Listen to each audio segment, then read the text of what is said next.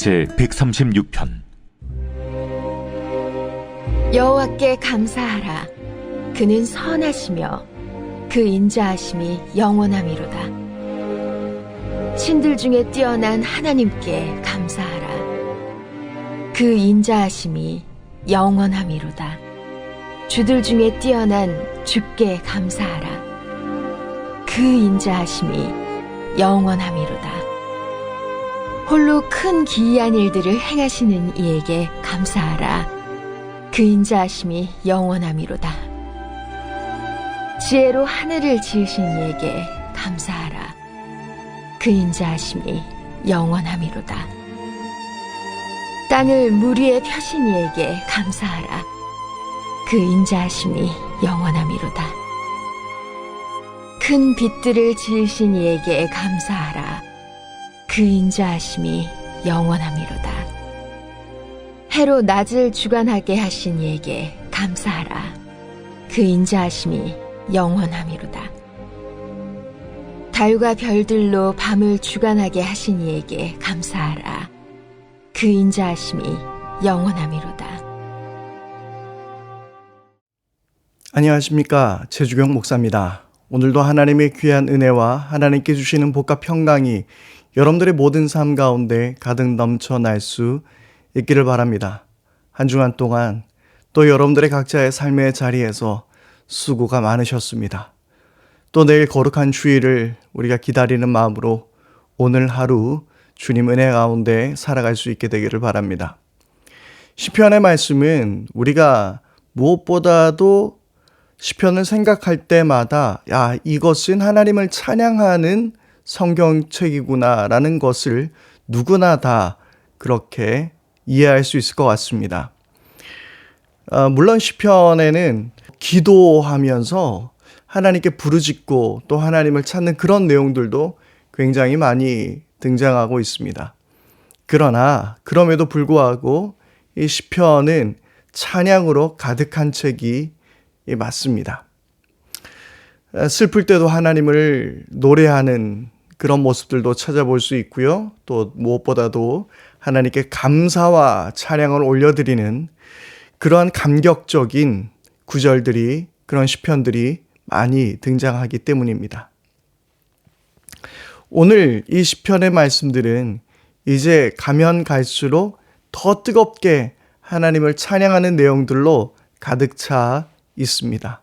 오늘 우리가 보았던 시편 136편의 말씀은 하나님을 찬양하는 그런 내용들로 가득 차 있습니다. 특별히 인도자가 부르고 그리고 모든 회중이 주고받는 그러한 이 시편의 구조인데요. 먼저 하나님이 어떤 분이시다라고 선언을 하면 그러면 그 다음에 감사하라. 그 인자하심이 영원함이로다. 하나님께 감사하라. 주님께 감사하라. 그 인자하심이 영원함이로다. 이런 식으로 이제 주고받는 형태가 나타나는 것이죠. 성경에는 수많은 진리들로 가득합니다. 그리고 그 진리들은 하나님이 어떤 분이신지를 우리에게 잘 보여주고 있습니다. 그런데 이것을 우리는 신학이라고 말할 수 있을 것 같습니다. 하나님이 어떤 분이신지 그분을 공부하는 것, 그 성경을 통해서 그분을 나타내 보이는 것, 그것이 신학이라고 우리는 이야기할 수 있을 것 같은데요. 그러면 뒤에 붙어 있는 여호와께 감사하라. 그 인자하심이 영원함이로다 라고 이어지는 부분은 하나님을 찬양하는 것이죠. 바로 이것은 무슨 말이냐면 성경의 수많은 이야기들은 하나님이 어떤 분이신지를 잘 보여주고 있습니다. 그리고 우리는 그것을 신학으로 말미암아 성도들에게 가르쳐 주기도 하고 또 설교들이 작성되어지기도 하겠죠. 그런데 중요한 것은 거기에서 그치는 것이 아닌 것입니다. 그런 어떤 신학적인 선언과 신학적인 하나님에 대한 그 선포가 나타났다면 그곳에서 당연히 찬양으로 이어져야 하는 것입니다.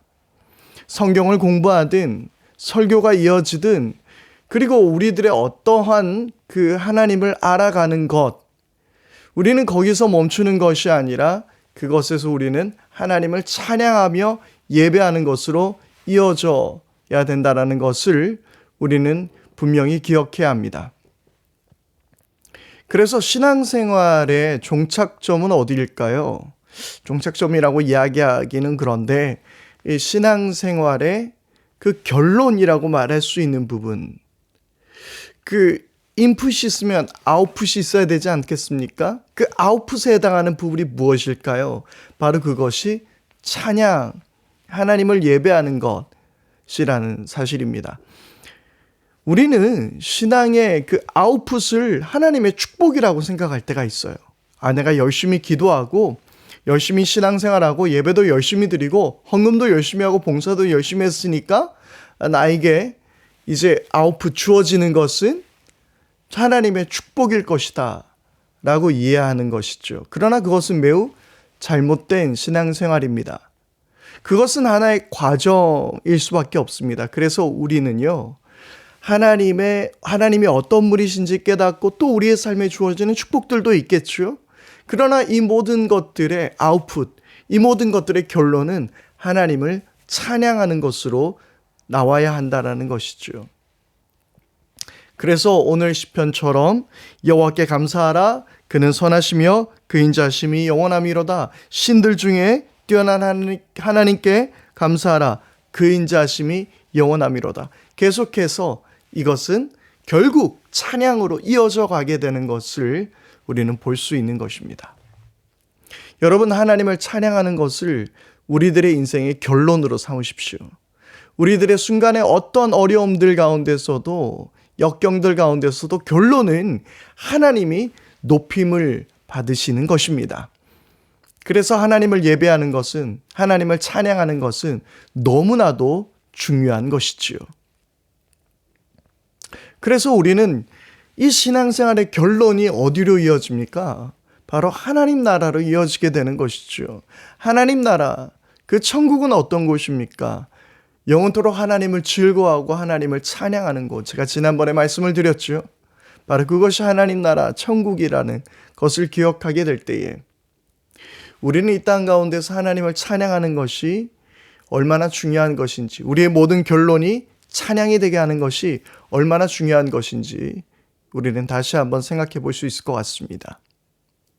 우리는 왜 선교할까요? 우리는 왜 전도를 할까요? 물론 그분들이 예수 믿고 복받고 그리고 천국 가게 하기 위해서 우리는 복음을 증거하는 것이죠. 그러나 더 그것을 구체적으로 이야기한다면, 더 정확하게 이야기한다면 우리가 선교하는 것은 그 땅에서 하나님을 예배하는 일들이 일어나기를 원하는 것입니다.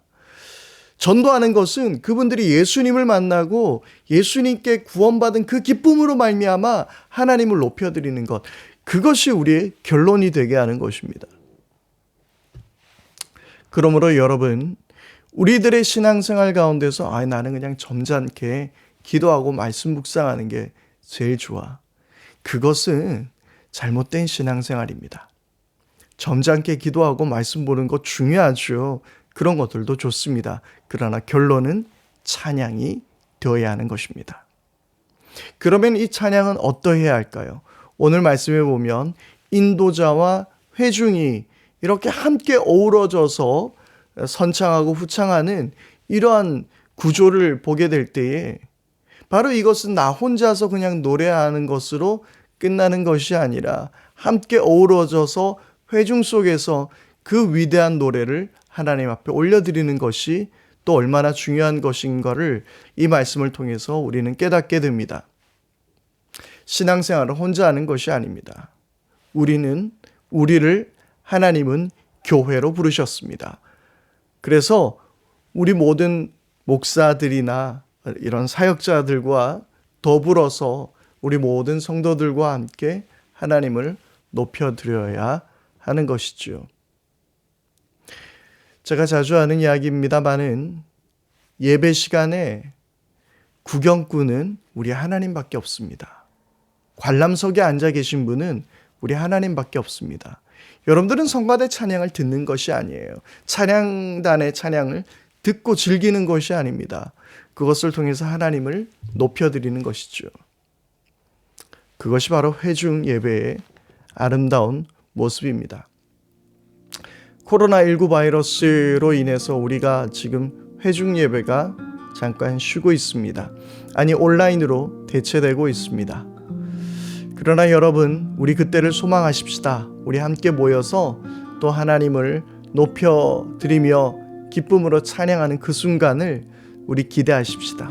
우리 그때까지 우리 각자의 삶 가운데서 또 하나님을 찬양하다가, 그리고 라디오 방송이나 여러 어떤 음악 스트리밍을 통해서 유튜브나 뭐 이런 것들을 통해서 계속해서 하나님을 찬양하다가 우리 함께 만나서 이 사태가 좀 더 괜찮아지면 그때 우리 함께 만나서 하나님을 높이며 같이 하나님을 뜨겁게 예배하는 그 감격이 저와 여러분들 가운데 있게 되기를 바랍니다.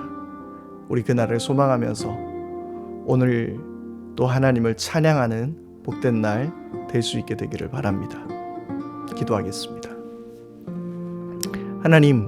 하나님을 머리로만 아는 것이 아니라 가슴으로 뜨겁게 찬양하게 해주십시오. 성경을 통하여, 설교를 통하여, 여러 가지 어떤 미디어들을 통하여 내가 하나님을 알아가고 있다면 그것에 멈추는 것, 하나님을 안 것으로 끝나는 것이 아니라 하나님을 찬양하고 예배하는 것으로 결론이 나타나게 하여 주옵소서. 우리 주 예수 그리스도 이름으로 기도드립니다. 아멘. 이 시간 우리 함께 기도하기를 원합니다. 내일이 주일입니다. 내일 주일 또 기쁜 마음으로 하나님을 예배할 수 있도록, 그리고 각자의 그 가정에서 우리가 지금 흩어져서 예배하고 있는데요, 특별히 성령께서 함께하여 주셔서 하나님의 임재가 가득한 예배가 될 수 있도록 위에서 기도해 주시기를 바랍니다. 그리고 또한 한국교회를 위해서 기도해 주십시오. 제가 일전에도 한번 말씀드린 적이 있었는데요, 지금 한국교회가 너무나 많이 갈려져 있다라는 그 느낌을 지울 수가 없습니다. 여러분, 한국교회를 위해서 기도해야 될 때입니다. 누군가는 예배를 드리는 것이 맞다. 누군가는 사회적 참여를 위해서, 그리고 이웃 사랑을 위해서 예배를 온라인 예배로 대체하는 것이 맞다. 가정 예배로 대체하는 것이 맞다. 뭐 여러 가지 이야기들이 이어지고 있는데요, 좀 서로를 존중해 줬으면 좋겠습니다. 그리고 서로가 교만해지지 않았으면 좋겠습니다. 그리고 서로를 정죄하지 않았으면 좋겠습니다. 이 사태가 함께 힘을 모아야 극복할 수 있는 일입니다. 한국교회가 분열하지 않도록 서로를 위해서 좀 격려해 줄 수 있도록 그렇게 기도해 주시기를 바랍니다. 오늘도 하나님의 은혜 가운데서 복되고 평안한 승리하는 하루 될 수 있게 되기를 바랍니다. 오늘도 주님을 찬양하기를 멈추지 마십시오.